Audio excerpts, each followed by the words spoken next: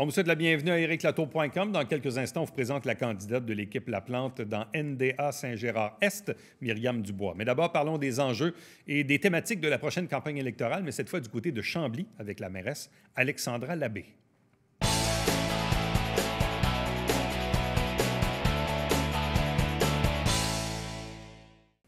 On est à quelques mois des élections municipales au Québec. Faisons un tour d'horizon de ce qui s'en vient du côté de Chambly avec la mairesse Alexandra Labbé. Bonjour et bienvenue.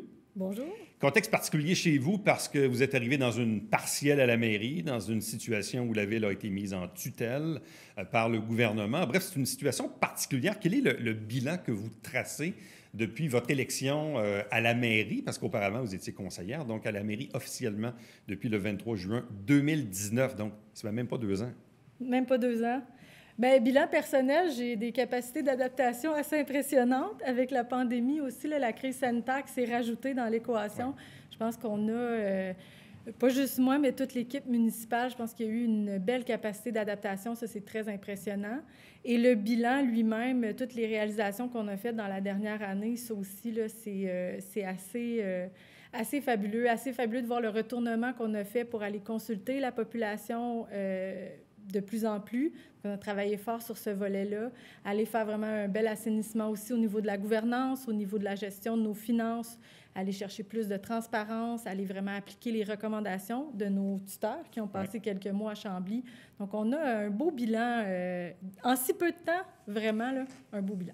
Qu'est-ce qui reste de la tutelle ou qu'est-ce qui reste, je devrais même dire, de positif post-tutelle? Je pense que l'effort qui a été fait au niveau là, de l'assainissement autour de la gouvernance et des finances, les nouvelles pratiques qu'on s'est données, que ce soit pour la diffusion d'informations aux élus. On a maintenant encadré les réunions plénières avec un règlement, donc on s'assure que tout le monde a la bonne information, que tout le monde a un accès aussi à l'information qui est nécessaire pour la prise de décision. Ça, je pense que c'est un héritage absolument nécessaire pour Chambly avec ce qu'on a connu. Je pense qu'au niveau des finances aussi, de mieux resserrer les contrôles, de les rendre aussi plus faciles à comprendre pour les élus, d'avoir vraiment des portraits clairs de ce qui se passe au niveau financier. Là, je pense que ça, c'est un bel héritage qu'on va avoir. Puis on a modernisé nos méthodes là, de travail au niveau administratif aussi pour Chambly. Là, on est vraiment rendu ailleurs. Bon. Qui maintenant assume la direction générale de Chambly? Parce qu'au moment de votre arrivée, il y a une vieille histoire qui a ressurgi. Un ancien directeur général qui avait été congédié par l'ancienne administration, qui a contesté son congédiement, qui a gagné devant la CNESST. Il est revenu, mais il est reparti en maladie. Je résume. Et il arrive quoi avec ce dossier-là? Est-ce que ça, c'est terminé? Est-ce que c'est derrière vous maintenant? On a eu effectivement beaucoup de péripéties, beaucoup de procédures. Il y a plein de volets très confidentiels là, dans tout ça, mais je peux vous dire que la situation de la direction générale, c'est terminé, donc c'est réglé. C'est réglé, On a maintenant, en fait, sous l'initiative d'un conseiller, là, le conseil a nommé Jean-François Auclair, qui est à l'intérim là, depuis déjà plusieurs mois, comme directeur général, mais maintenant de manière officielle. Donc, on a vraiment un seul directeur général et il est en poste de manière officielle. Ouais, disons que c'était une situation assez particulière et complexe à la fois, là, qui n'était pas souhaitable non plus, là. Tout à fait. Puis c'est toujours difficile aussi pour quelqu'un de travailler dans un contexte intérimaire. On n'a jamais vraiment de certitude. Je pense que c'est une très belle sortie là, de cette situation-là pour tout le monde. On a vraiment quelqu'un d'exceptionnel avec nous. Dans les premiers mois de votre mandat à la mairie, à la suite de l'élection partielle, initialement, vous étiez élu sous la bannière de la démocratie Chambly. Vous avez fait le choix de devenir indépendante. Peut-être juste nous réexpliquer pourquoi. Et je présume que vous allez rester indépendante aussi en prévision de la prochaine élection? Tout à fait. En fait, j'ai pris la décision de travailler en équipe avec l'ensemble des citoyens. C'est vraiment ce volet-là qui, pour moi, là, une fois en poste, une fois dans les souliers, puis une fois dans l'exercice de ces fonctions-là, où j'ai eu un certain malaise, puis pour moi, il fallait le régler. J'ai vraiment l'intention d'écouter, d'entendre tout le monde. Puis pour moi, c'est important de travailler de manière non partisane, donc d'avoir vraiment autour de la table des conseillers qui ont tous, chacun, l'écoute de leur mairesse. Donc vraiment d'ouvrir là, cette porte-là à travailler avec tout le monde. Puis oui, pour la prochaine élection, là, je me dirige sur une candidature indépendante, tout à fait. Bon, est-ce que le fait d'être indépendante vous permet, disons, d'établir des relations plus faciles avec les conseillers de l'ancienne équipe du maire Lavoie? Bien, c'était pas l'objectif. Je pense qu'en général, j'ai des bonnes relations avec tous les conseillers. Puis je pense que c'est vraiment un niveau, c'est plus loin que ça. C'est au-delà du conseil. C'est de vraiment se donner la latitude de permettre à tout le monde là, d'avoir une porte ouverte, là, que ce soit à mon cabinet ou que ce soit quand on se croise dans la rue. Là, je pense que c'était vraiment important pour moi de tracer cette ligne-là et de dire que j'étais la mairesse de tous les citoyens de Chambly, là, donc pas seulement d'une équipe. Bon, là, on est à quelques mois de l'élection. Qu'est-ce qu'il vous reste à faire d'ici novembre 2021? Est-ce qu'il y a des petites choses là, qui sont actuellement, comme on dit, sur le poêle, puis qu'on veut régler avant l'élection? Bien, en fait, il y a plein d'affaires qui s'en viennent, qui vont être démarrées en 2021. Donc, on a, entre autres, la réfection là, d'un bâtiment patrimonial, l'annexe de la mairie, qui va commencer. Le chantier commence très bientôt. On a les fameux budgets participatifs. En fait, on a le premier budget participatif de la Ville qui inclut 3 projets qu'on va mettre en branle dans les prochains mois.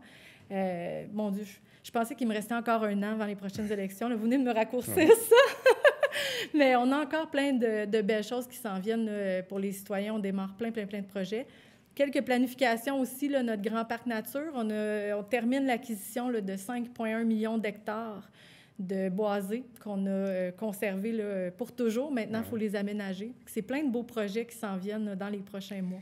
Et selon vous, quels seront les enjeux ou les thématiques de la prochaine campagne électorale? Autrement dit, les citoyens de Chambly, là, au mois d'octobre, là, quand ils vont être en pleine campagne électorale, bon, ils vont avoir vous comme candidate à la mairie, probablement 1 ou 2 autres candidats, il y aura peut-être des équipes au travers de ça, mais l'électeur qui devra faire son choix en toute clarté, c'est quoi les questions qu'il va devoir se poser? C'est quoi la vision d'avenir? C'est quoi les enjeux et les thèmes pour l'avenir de Chambly? Bien, de quoi on parlera? C'est sûr qu'on parlera probablement encore de la crise sanitaire. Donc, quelle forme l'élection va prendre? J'ai bien hâte de voir ça, comment on ira à la rencontre de notre monde. Mais c'est sûr que je pense qu'il faut parler d'environnement au municipal, mais à tous les paliers. Là, je pense que si on n'est pas conscient là, de la crise environnementale qui nous pend au bout du nez, je pense que ça, c'est important de le prendre en considération. Je pense que pour Chambly, c'est une ville qui atteint presque son plein potentiel là, de développement en périmètre urbain. Je pense que le développement durable, développement harmonieux va être quelque chose qui va être vraiment là, au centre des préoccupations. On a une belle étude de circulation aussi qu'on a commandée. Fait que c'est sûr que ça, c'est une problématique que je sens qui est très présente puis qui est très au cœur des discussions, au cœur des préoccupations des citoyens. Je pense que c'est des belles thématiques, des beaux sujets dont on va débattre. Est-ce qu'il reste encore des terrains à développer au niveau domiciliaire? Bien, en fait, on est en redéveloppement à Chambly, donc c'est beaucoup des secteurs qui sont déjà, qu'on voit déjà établis. Donc, c'est des petites portions de terrain qu'on va travailler en redéveloppement. Bien, on a un projet là, dernièrement qui a fait couler beaucoup d'encre, le projet de la Bénette. Donc, c'est vraiment plutôt là, des secteurs qui sont déjà construits, donc on doit repenser puis auxquels on doit donner certaines limites pour s'assurer que ça va bien fonctionner dans le reste de la ville. Mais il ne reste pas tant de terrain que ça à développer, là. Je crois qu'il reste à peu près 5 % dans notre périmètre urbain qui n'est pas développé. Mais quand on parle de redéveloppement, ce n'est pas nécessairement des terrains restants. Je pense justement à un autre projet, il y en a tellement. Un autre projet, c'est notre PPU Centre-Ville. On a un projet particulier d'urbanisme qu'on va faire en consultation publique là, au travers de l'année 2021. Ça, c'est de repenser tout notre centre-ville, de repenser dans ce terrain-là ce qui pourra renaître ou revivre, là, ou comment on va le rêver. Fait que c'est vraiment ce genre d'exercice-là qui nous reste à faire pour Chambly. On s'entend que les terres agricoles sont des intouchables. Là, au travers de la CMM, on a pris cette décision-là de les préserver. Donc, croyez-vous qu'on doit... que le développement futur doit passer par la densification? Est-ce que vous êtes ouverte à l'idée d'avoir des bâtiments en hauteur à Chambly? Bien, en fait, c'est un calcul. La densification, c'est un calcul auquel on n'échappe pas. Quand on veut des commerces de proximité, quand on veut du transport actif puis du transport en commun, c'est vraiment quelque chose qui fait partie de l'équation. Maintenant, il faut bien le réfléchir puis il faut bien l'installer aussi. Donc, ça ne s'accompagne pas de la densification, ça ne se fait pas sans réfléchir puis sans l'accompagner de toutes sortes de mécanismes autour. Mais c'est sûr que si on arrête de développer au-delà du périmètre urbain, bien, il faut quelque part mettre cette croissance démographique-là quelque part. Donc, ce qui entraîne de l'autre côté aussi après ça des enjeux de circulation. Exactement. Le boulevard Périgny, la 112, est quelque chose, disons, d'assez occupé, surtout dans l'étranglement là, du secteur Carignan, là, aux limites de Chambly. Là, c'est un enjeu qui va demeurer, ça. Exactement. Puis les enjeux de circulation, ça se traite sur plusieurs fronts. Hein. On pense souvent aux infrastructures routières. La circulation, c'est aussi comment on est bien desservi par notre transport en commun. Ça aussi, ça a un impact.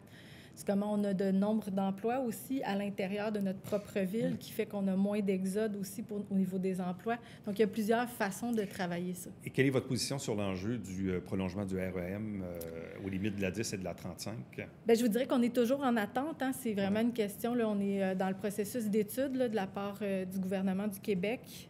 Pour Chambly, mais je pense qu'il faut se mettre en position pour saisir les opportunités. Donc, pour Chambly, c'est d'être en ouverture, d'être là quand la décision se prendra, donc pour être à la table des discussions. C'est vraiment cette position-là d'ouverture puis d'être prêt à tout. Post-pandémie, pensez-vous qu'ultimement, il y a peut-être moins de Chambliens qui vont aller physiquement travailler à Montréal? Est-ce qu'ils vont travailler peut-être un peu plus à la maison, peut-être la moitié du temps? Ou je ne dis pas, il y aura peut-être des impacts post-pandémie, même sur vos propres employés. Bref, est-ce qu'il y a déjà un peu une réflexion qui est amorcée là-dessus? Bien, tout à fait. On est en train de travailler sur une politique officielle de télétravail, donc qui va s'étendre au-delà de la pandémie. Je pense que plusieurs employeurs, puis plusieurs employeurs quand même d'envergure doivent être en train de se poser les mêmes questions que nous. Je n'ai pas de boule de cristal. Hein. J'aimerais savoir comment on va ressortir de la pandémie et quand.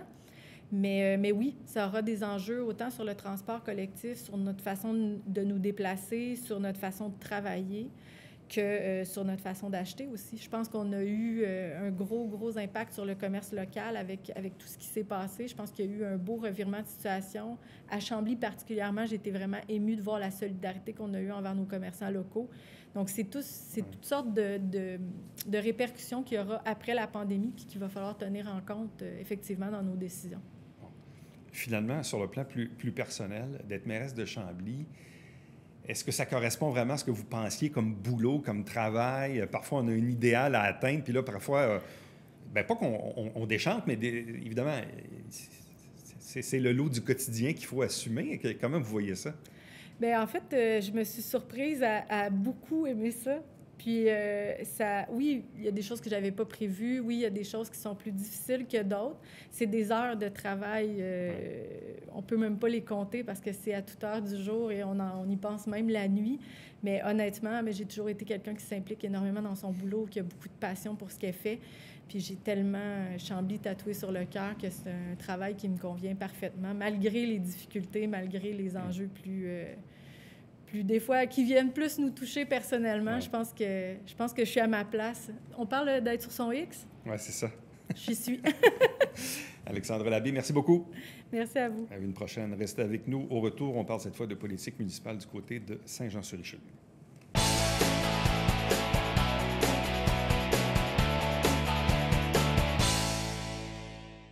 Mesdames et messieurs, bonjour et bienvenue à la Justice entre nous. Mon nom est Serge.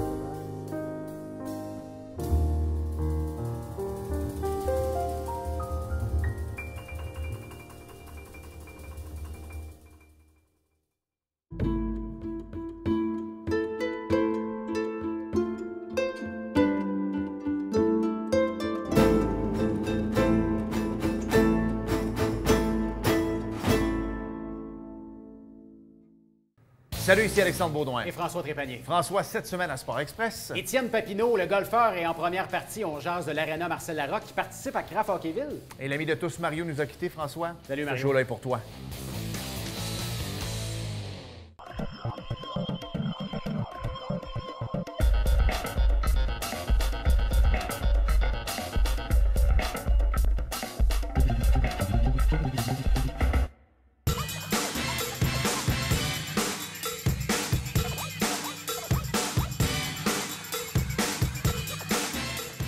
Dimanche, 9h30, Télé Bingo, on vous attend.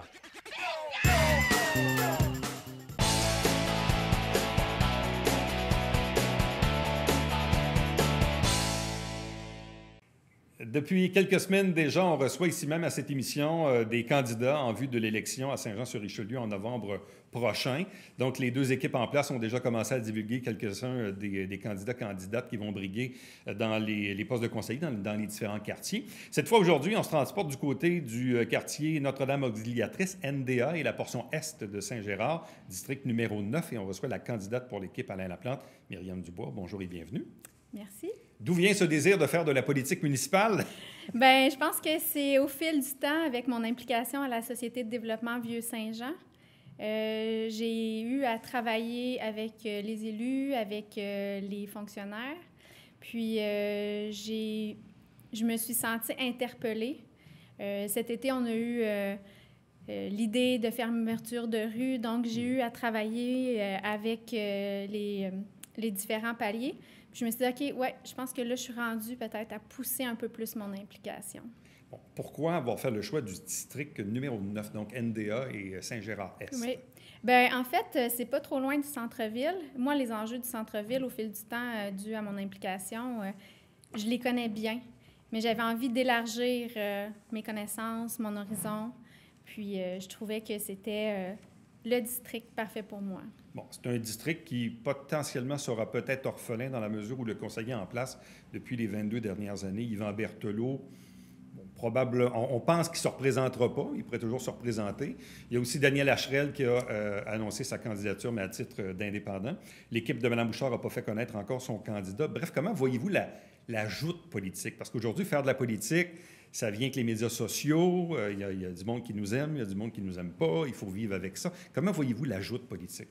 Bien, je la vois d'un bon augure. Positive, parce que quand c'est sorti, moi, j'ai gardé ça quand même assez secret là, jusqu'à l'annonce. Aussitôt que ça a été public, j'ai reçu de différentes personnes de l'appui, pardon, ouais. Des gens qui vont être là pour m'aider, faire du porte-à-porte avec moi, faire des appels. Je vais être super bien encadrée. Donc, c'est une portion que je sais que c'est beaucoup de travail. J'ai quand même 3 enfants, j'ai un commerce, j'ai une vie quand même assez chargée, mais avec l'appui que j'ai en arrière de moi, qui a été comme nommé, puis tu sais, des gens que je connais pas, là, je me suis dit, OK, je me sens prête, je me sens déterminée. Pourquoi avoir fait le choix de l'équipe Alain Laplante? Pour les valeurs de l'équipe. Moi, la participation citoyenne... parce que je l'ai vécu, je sais que c'est la bonne chose à faire, de travailler avec les gens qui vivent dans le district directement, de communiquer, d'être transparente aussi avec eux. Ça peut juste être du positif pour l'avenir. Je le vois vraiment comme ça. On a vécu, disons, dans les dernières années, beaucoup de polarisation sur le plan de la politique municipale. Pour, contre, blanc, noir, Laplante, les autres, les neufs, etc. Le maire qui a été suspendu. Bref, une espèce de contexte un peu corrosif. Vous êtes quand même à l'aise d'aller en politique municipale, malgré le contexte, disons, qui est peut-être pas le plus agréable qu'on a connu. Oui, bien, je suis d'accord que ce qui a été publicisé durant les 3 dernières années, c'est pas ça qui donne envie de s'investir. Ce qui donne envie de s'investir, par contre, c'est le bien, de la qualité de vie pour les citoyens. Donc, c'est vraiment là où est-ce que moi, je veux faire une différence, vraiment. Puis, il faut qu'il y ait des gens qui s'impliquent. C'est comme ça, il faut. Donc, si on peut tous travailler ensemble, ça peut juste s'améliorer. C'est quoi pour vous les enjeux dans le district numéro 9? C'est un quartier qui s'est beaucoup transformé au fil du temps, bon, entre autres avec les cours Seigneur, le complexe médical, le Midi-Soleil. Là, il y a le complexe du groupe Maurice en arrière. Il y a le groupe M. Sanson aussi qui est en train de bâtir ces trucs. Bref, ça a beaucoup changé, mais pour vous, c'est quoi les enjeux dans ce district-là? Bien, il y a 2 enjeux pour lesquels je vais vraiment travailler fort. Il y a la qualité de vie des résidents. On pense évidemment à 2M Ressources. C'est un dossier qui dure depuis vraiment longtemps. Donc là, pour le moment, c'est en cours judiciaire. Donc, on ne peut pas vraiment en parler. Mais un déménagement serait vraiment... L'entreprise a laissé entrevoir la possibilité de déménager. Je pense que c'est ce qui serait le mieux pour tout le monde. Il y a aussi le sifflement du train. Ça, il faut aussi y penser pour le PTI, parce que c'est quand même... la seule solution, c'est l'ajout de passage à nouveau, mais c'est énormément de sous, donc il faut le prévoir. Si on revient à 2M Ressources, là, qui est dans la partie est de Saint-Gérard, parce qu'effectivement, les résidents qui sont dans les rues alentours ont encore des résidus. Ça n'a aucun sens. Ça n'a aucun sens. Ouais. Mais ce que ça met en relief, puis c'est toujours ça, moi, qui me fascine, puis on ne peut pas refaire le passé, mais je me dis, je ne peux pas comprendre que dans les années 50-60, il il y a quelqu'un à l'urbanisme qui s'est dit « Hey, ça va être une bonne idée, on va mettre des maisons d'un bord, puis on va mettre des usines de l'autre. » Ça n'a aucun sens. Je comprends qu'il faut composer avec ça aujourd'hui. Là, puis ça prend des entreprises un peu plus tranquilles sur le plan environnemental que le bruit ou les résidus que ça donne pour les... Mais c'est assez incroyable. Bien, ça fait des années qu'on en parle. Oui, aussi. Bien, je pense qu'il y a des bons citoyens corporatifs.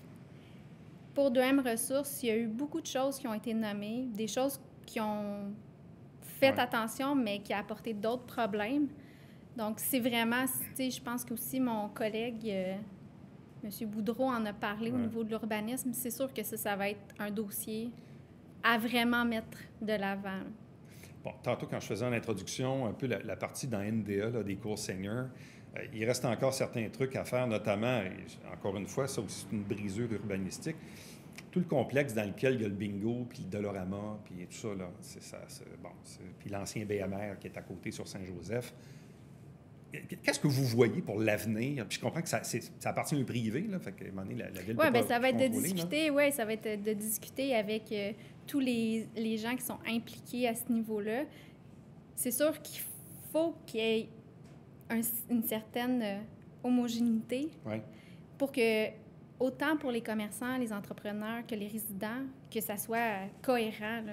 Mais idéalement, on verrait quoi? De l'habitation, de la densification? Parce que là, d'un côté, il y a les condos du 201 Saint-Louis. Ouais. De l'autre côté, il y a l'ancien BMR.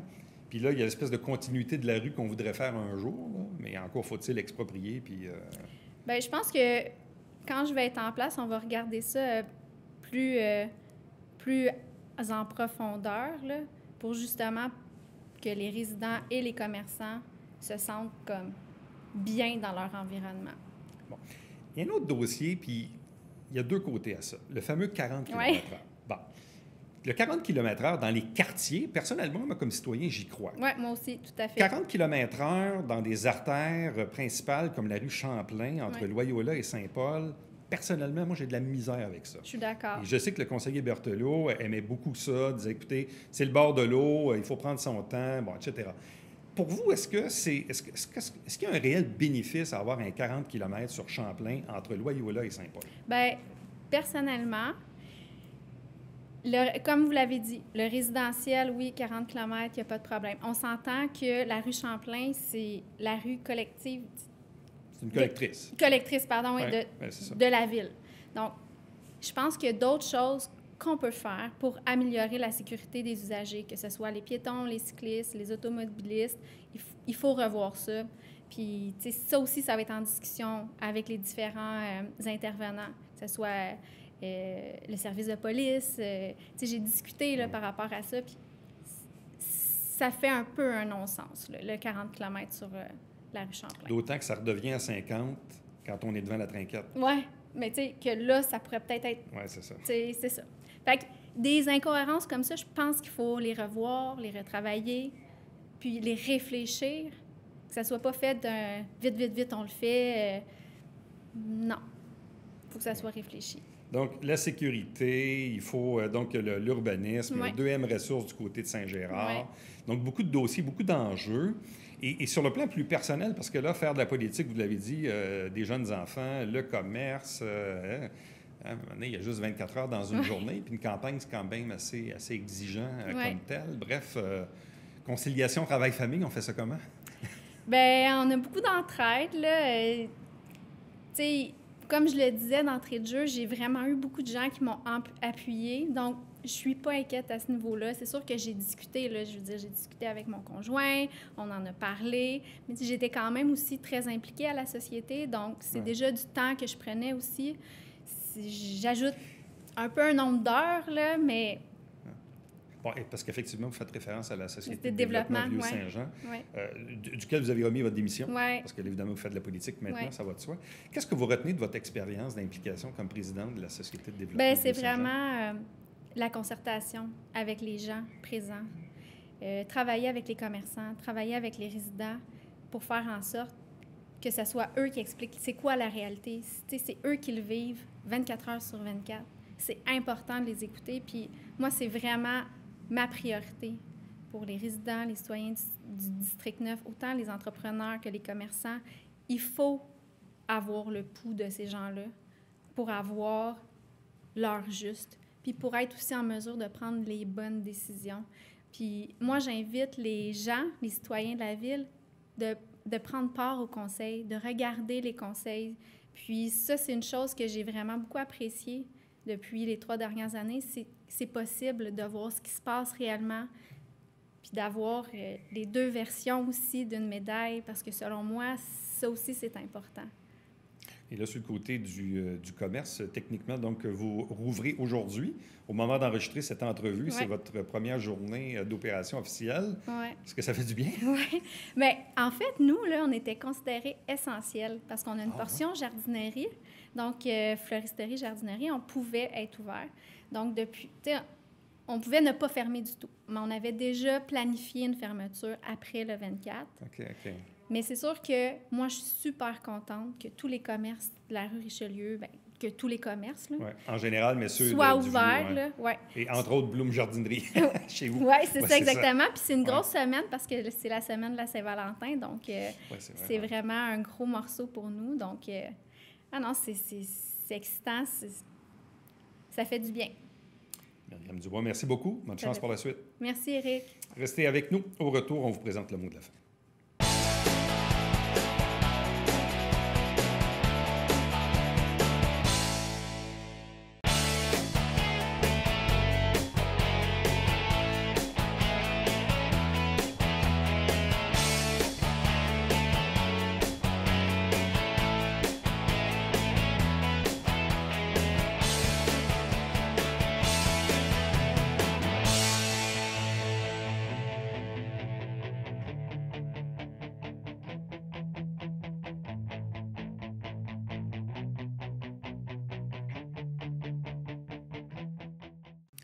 Un peu plus tôt à l'émission, on recevait la mairesse de Chambly. Bien, parlant de Chambly, le premier versement au compte de taxes est reporté, cette fois, au 21 avril. Donc, vous avez un petit quelques semaines, évidemment, de lousse entre les deux.